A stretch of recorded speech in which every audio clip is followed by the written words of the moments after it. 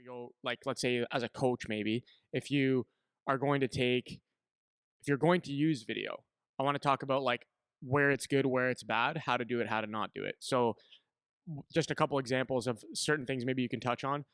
I remember when I was a kid, my dad would take, because our coaches didn't do video at all. My dad would take video like once in a while, very infrequently, but once in a while he would do it, and it would just be like, just sit and watch it. And my dad didn't know a lot about like the systems of hockey, but when I was a little kid, we didn't really have systems anyways. So it's kind of like, hey, like you're not engaged here, you're not engaged there, whatever. So from a coaching perspective, talk about maybe a little bit about that age group. And then I remember as I got older into like college, junior college, it's like, okay, we have a video meeting now, right? And now the video meeting, sometimes it'd be, we're looking at D zone video, and then this guy's getting carved for the 3 minutes because he didn't get the puck out, versus using it actually just for teaching purposes. So maybe you can talk about like that spectrum from like youth to higher level, and then as a coach, how you would use that as a tool with your team for each of them. Because sometimes I see comments where it'll be like, I have a U10 team and I want to do some video with them, versus I coach the ACHA team and I want to do video with them. So maybe talk about that kind of evolution. Yeah, no, that's a good way to do it, because it's different. Because actually, when I was thinking about it and just jotting down a couple notes, I put it in different ways. But the way you asked the question is clearer. So when you're coaching youth, like, and there is no necessarily right or wrong way to do video, but what you want to do as a coach is understand that it's a great teaching tool, but just like school or a seminar or anything that you're watching, if it's not interesting, then you're getting nothing out of it. So I think the goal is, especially in youth hockey, because in youth hockey, you're not the boss man. I'm just playing hockey for you. Once you get to the higher levels, it's like, no, you have to learn this, and if you don't pay attention to it, like, see you later, alligator, right? So it's there's a different tone to it, tone to teaching, and there's a different audience that you're teaching to. So I find in youth hockey, and I would say youth hockey, like, until it gets very serious at the AAA level, that it's a great tool to teach. But how I did it, and this is not the only way, but it was very effective for me, is I made it a fun day or a fun time of the week or every second week. So we didn't have the technology to clip things, and I didn't have the interest in doing that. But what I did with the video was, like, I taught on the ice, taught in the game, did practice in games and all that stuff. Then we would take the video for a game. One of the parents would always film, like, because they just did that, and some rinks had them, so whatever. So one of the parents filmed all the time, and he gave us a clip. So instead of running through it, I would just start with the drop of the puck. I might start there. Like, several times I start with the drop of the puck. And because they were young, I made it very interactive. And by the way, I don't know if that's a bad thing as you get older, because making it interactive, your players feel like they're part of it, or, oh, I know the answer, I'm smart, or maybe a whole bunch of guys blurt it out and it becomes like, okay, I get it. You know what I mean? Like, interactive makes it a little bit more, and then you know your audience is listening. It's you're not engaging. Yeah, they're not trolling for exactly. Right. So or instead of just saying, do you understand that, and they go, yeah. Yeah, you don't want it to be like a lecture, right? Right. So what I would do is I would say, okay, boys, we'd sit around there, and the coaches be in there, and they loved it too. So we'd just press play. And so just before the puck would drop, I'd say, okay, stop it. Okay, so what do we do if we lose the draw? And someone would say, tie your guy up. This. It's like, yeah, good job, boys. So the puck would drop, and the puck would go to RD. And so let's say the D was starting to carry it, to the middle of the ice. I'd stop and I said, okay, what is the position that we're supposed to be in for an outlet? What is the D supposed to do? So that, there's supposed to be support and hinge, and the center would be on a deep swing and all this, whatever, right? And I'd be like, okay, great. And I'd just go through, maybe in game time, maybe 12 seconds of a game. And I would be able, and they were interacting with me and teaching, and it'd be great. And then maybe I'd go, and that might take 15 minutes. When I did it this way, they just never wanted it to end. But I would end it, obviously. Yeah. Or else I'd still do it. And then maybe I'll clip it to, like, you're in the offensive zone. And then it would be like, okay, stop. Puck's dumped in. What do we do? And they would explain, okay, let's see if we did it. And they would be like, good job, boys, or whatever. Or if you'd see something, say, okay, Charlie, You're F2. What are you, F2 or F3 here? F2. Okay, should you be going harder on the puck or on this lane or whatever, whatever? Yeah, I know. And then might even say, okay, so what were you thinking?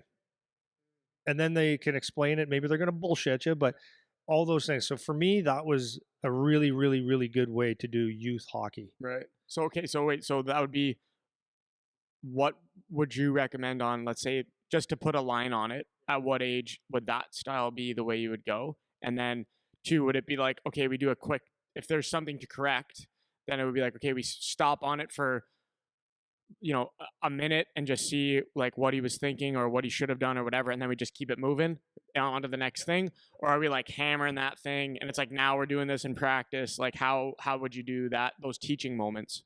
Well,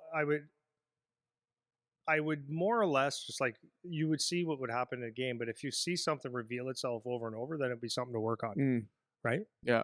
So it's So like a that's common yeah, thing, right? yeah. So it was And like then it wasn't harping on it right. because so that age would have been like once you're playing with matching socks and jerseys, and you're traveling to like a small town or whatever, because it's like and they've expressed that they want to be good at hockey, right?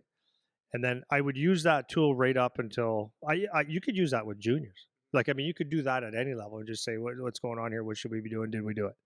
Right. That's a good way.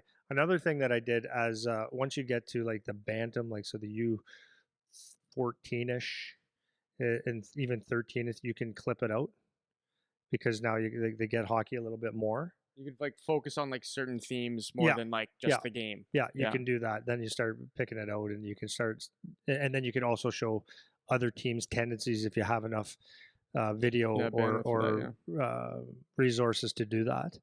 So that's where I would start clipping things out a little bit, if that.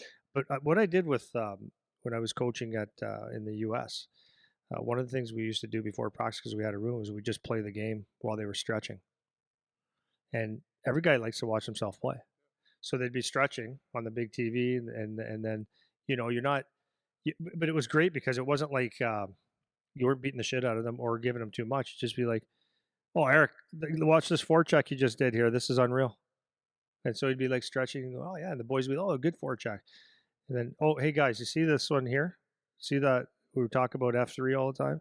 So way too low or way too high or whatever. It's like just a casual way of Yeah, doing video." right. That's interesting. That's interesting. So then once you got up to that, like, let's say U14, U15, U16 in that area, then we're starting to go more towards, not all the time necessarily, but it would be a little bit more specific to like a certain thing rather than just flow through the game. Or like the example you just said, you just throw it on. And I think this is where, as the coach, you have to be able to read your group, right? Like, what do they respond to? Because not every group's going to be the same thing. Like, if we've mentioned several times the last few episodes about kids are just quieter now.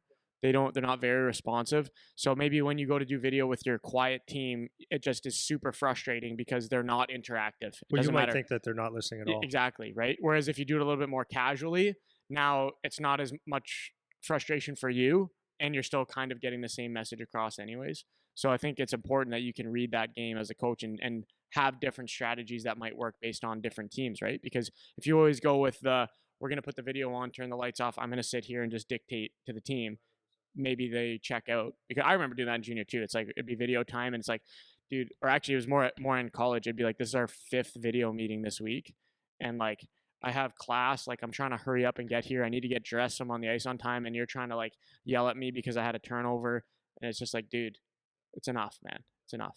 Right. So I think that's the age appropriate thing is a little bit of a theme that you need to think about. But then you also have to be able to read your group a little and see like what actually is going to get them to respond from the coaching perspective. Yeah, Right. and I think like along those lines is like also be aware, like when when you're playing major junior or NHL, college, semi-pro and stuff, it's different. It's your job, so you got to eat shit and you got to sit there and videos an hour and a half. You take an hour and a half, but I think it's important as a coach if you want people's attention is that you keep it time sensitive and keep it interesting. And I really believe that keeping it interactive the best that you can is a huge benefit. That's the best way, man.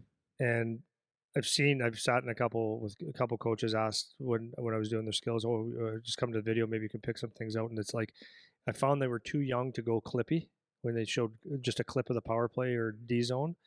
Um, and it was just like a lot of negative too, like a lot, mostly negative, which is easy to do, right? So I like, so two pieces there is like number one being time sensitive, number two being interactive, number three is try to find like if there's a negative, add a positive in it. And I'm not saying you gave the puck at the blue line, good job. What I'm saying is it doesn't. Sometimes it has to be, especially as you get older. But when there's a, we'll call it like the big errors or the big mistakes, it's like you can give them shit, but also you can also do it a different way and stop and say, okay, you know better than that, right? But what were you thinking, or what was going through your mind? And then let them talk, and it's like, okay, so then give them a fixable solution, right? Like obviously, if we're gonna do this, make sure we at this point in the game, this puck needs to go here, like that, and it's I know you're trying, like put something in there that builds them, like not just a beat down. Yeah. Side tangent, kind of might get us off track a little bit, but I was just thinking about this today because I was talking to one of the dads this morning because I have a young group of kids, and on Monday I have one of the days where we kind of do a talk about something. It could either be like something off ice related, whether it's training or nutrition, recovery, whatever. And so the one group, they're like grade 5 to 8 in that range. So it's like how much are they going to listen to this conversation? So this, as the coach, the solution is it's all in how I present the information, right? So if I have a group of grade 5s to 8s versus grade 9s to 12s, how I present that information has to be different. So one thing that I've realized is that you have to be very aware of like terminology too when you're trying to explain things, because sometimes they just don't know what words mean. Like you take for granted that they know. So when you're doing video or you're trying to explain a concept like forecheck, right? If you say forecheck to a grade 5, they might kind of know what forecheck means, but this is a game that I always do with the kids is I'll put a word on the board and I'll be like, okay, who knows what this word means? And like everyone puts their hand up. And then I'll say, okay, who can explain to me what this word means? And then a couple kids leave their hand up and then I ask them to explain it and they can't explain what the word means. So they don't actually know a lot of the things that you're saying when you get younger. The younger you get, the more that's true. So the example I was thinking of was I was talking about nutrition concepts and I asked them like, what is a healthy food? Like, do you guys know what healthy means? And everyone's like, yeah, I know what healthy means. Because of course, everybody knows what healthy means. And then I go, okay, explain to me what healthy means. And nobody knows how to explain the word, right? So when you're trying to, in terms of one, making things interactive, the question asking is what will get kids engaged, right? Number one. Number two, starting from like base level before you start to work up in the concepts, make sure that everybody has the base ideas down. So do they know what forecheck and backcheck means if they're younger, right? If you say like certain systems that, and maybe you have a name for your system, right? Because a lot of teams do that maybe when you're a little bit older, you're 14, 15, 16. We're running X system. It's like, okay, does the kid know what X system is? Do they know what they're supposed to be running? Because now if you start correcting before they even know what you're saying, or you start teaching before they even know what you're saying, they're lost already, right? So making sure we're on the same plane to start, whether it's video, whether you're any kind of teaching you're doing, and then building up from there to make sure they're with you for the ride. That's really, really important. One, for getting them to being able to teach them, but two, that engagement factor, because using questions through the whole way, like you were talking about, even with video with your team, it's like, okay, boys, what are we supposed to do? That's a question. How are we supposed to forecheck? That's a question. And getting them to talk, that's how you do it. But you have to make sure they understand where you're coming from first before you start asking questions. Otherwise, kids are just like deer in the headlights, don't know what you're saying. You know what I mean? Real funny as you